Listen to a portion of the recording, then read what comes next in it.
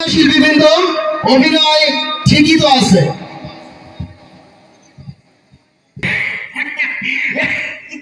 ওরে মামু, আরে কি হয়েছে? ও মামু, মামু, ও মামু, কান ঘটে তুই আইছি। শীতকালে গা গরম হয়ে গেছে। ওরে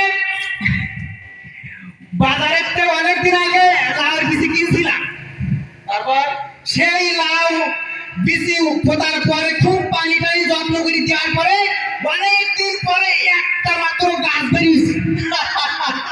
ঠিকই তো আছে, একটা গাছ বাইরেও না, ভেজাল বীজ কিনবা, কম টাকায় দিয়ে কিনবা, একটা বাইরেও না তো কি 100টা বাইরে হইব। ঠিকই তো আছে। ঘটনা তো ওখানে না, ঘটনা হলো আমার কি ঘটনা? ওই অনেকদিন পরে কষ্ট করে ওই গাছে একটা মাত্র লাউ ধরিয়েছে। একটা ধরছে? হ্যাঁ। ঠিকই তো আছে। তুমি ভেজাল বীজ কিনবা, পরিচর্যা করবা না, সার দিবা না, বীজ দিবা না, একটা হইব না নাকি মেলা হইব? ওরে গাছে তোর একটা দিছে, এইটা আল্লাহর কাছে শুকরিয়া আদায় কর। ওই ঘটনা তো ওখানে না। আবার কি ঘটনা? ওরে সমস্যা হইল গে, ওই লাউ এত বড় হয়েছে, মনে করলাম এত কষ্ট করি একটা মাত্র লাউ হয়েছে, এ খাবো নাকি বেচবো, চিন্তা করলাম বাজারে বেচেই দেই। এখন ঠিকই তো আছে, তোর লাউ তুই বেচবি কি খাবি সেটা তোর ব্যাপার। ঠিকই তো আছে। ওরে সমস্যাটা কি? সমস্যা হইলো, বাজারে নিয়ে গেলাম, ওই যে রফিক কাকু আছে না, ওই যে হ্যাঁ, আমি লাউয়ের দাম চাইছি 100 টাকা।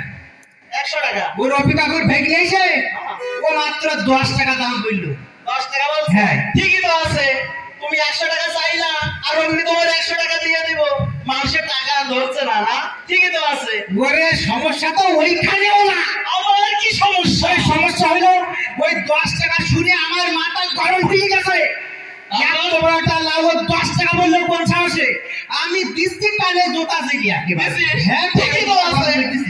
একটা লাউ তুই এত কষ্ট করে পরিচর্যা করে হাটে নিয়ে গেছিস নিচে না খাইয়া, একটা লাউ তুই 50 টাকা বল, একবারে 10 টাকা পাইছিস। ঠিকই তো আছে। ওই সঙ্গে সঙ্গে ও আমার এটা দেশে। ও করতেছে? হ্যাঁ। ঠিকই তো আছে। দেবো না, তুমি 100 টাকা চাইবো আর মানুষ তোমার 100 টাকা দিয়ে দেবো, আবার কিছু বললে তুমি আবার তার প্রতিবাদ ও করবে। আমার মেরিছে ঠিকই তাও তো আছে। আমার মেরিছে তাও ঠিক আছে। ঠিকই তো আছে। যে আমার মামু না কার মামু? ওরে মামু শোনো, আমার মেরিছে, আমার তো মাথা গরম হয়ে গেছে। ওই পাশে আঁকা ইট ছিল, মেরিয়ে দিচ্ছি কপাল ব্যাগটা আমার মাথা ফেটে পারিছি মানে এই আমাদের তুই আমার ভাগনা। বীর বীর লেগেছে। ঠিকই আছে। মাথা ফাটাইতে তুই 10 টাকা পাইতেই পারস, তুই না দিলে না দিবি, তাই বলে তুই পেশাল করবো? হ্যাঁ। মারছস? মারি মাসলাটা কি? ঠিকই আছে, ঠিক আছে। ওরে সেই শেয়ার কি বলবো, এ মেরি এখন আমার খুব বীর লেগেছে। কি নিয়ে মনে হচ্ছে না? লাউয়ের নারী আমি তো মেরি শান্তি করে নিছি। হ্যাঁ ঠিক আছে, ঠিক আছে, সমস্যা নাই। ঠিকই তো আছে। হে রফিক কাকু কখন হাসপাতাল ঠিক নেই।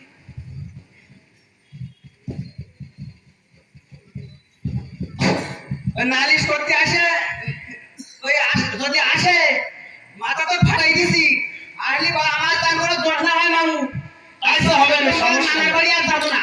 রহমত, এরা এই দোস্ত, বাড়িতে আছো রহমত? দোস্ত ভালো আছে দোস্ত? হ্যাঁ ভালো ওরে আছি। মেলা দিন তোমার সাথে দেখা সাক্ষাৎ হয় না, তা কি খবর? কি খবর? তোমার একটা ভাগ্নি আছে না? ভাই না? হ্যাঁ, হ্যাঁ আছে। তা সমস্যা কি? তোমার সে ভাগ্নে কই?